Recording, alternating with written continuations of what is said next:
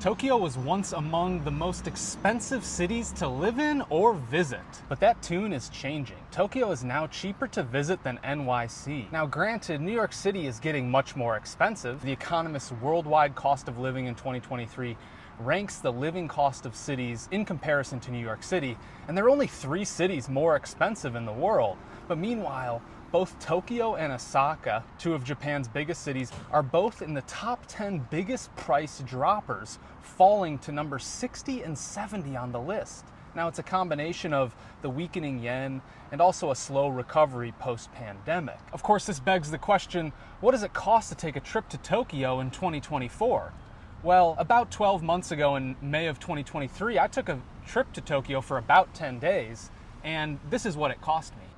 The flight was $998, which was a round trip from Los Angeles. My hotel cost $776, and I was able to cut some costs by staying in one of Tokyo's business districts, which is quieter and cheaper, but you can still get to the Shinjukus or Harajukus or Shibuyas all from the train quite easily. Which brings me to the train.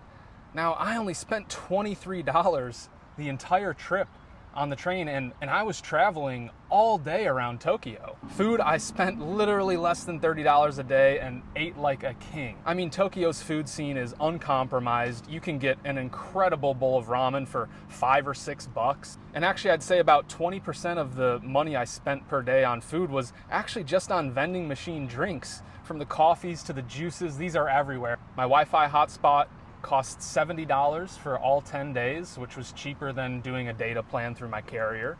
And the entire trip, I probably spent less than $150 on tourist activities, including the Skytree, a few museums, some shrines, the ramen museum. Ultimately, this tourist activity cost is going to depend on what you're into, but you should know that there's a lot of free entertainment in Tokyo. And lastly, souvenirs. I spent $800 on souvenirs, but that's because I found a bunch of G-Shocks that I wanted to buy. So if we take out the souvenirs and the tourist activities, all in all, I spent about $2,300 on the trip. You know, the moral of the story here is that you can absolutely take a 10-day trip to Japan for anywhere between $2,000 and $3,000 per person.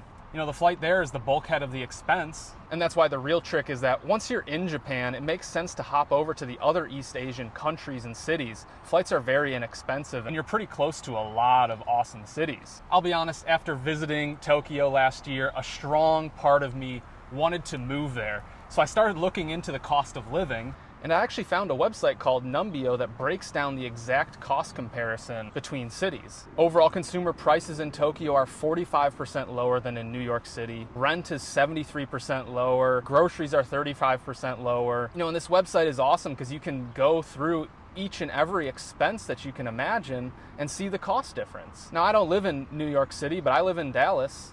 And the same story holds true for Dallas. I mean, look at these cost savings if I were to live in Tokyo. If you're interested in traveling to Japan or maybe even living there one day and you want to learn the Japanese language, I'd highly recommend a site called Nihon 123. I love how effortless they make the lessons. You can just turn on a video and learn something every single day. It feels like learning Japanese from a close friend as we roam the streets of Tokyo.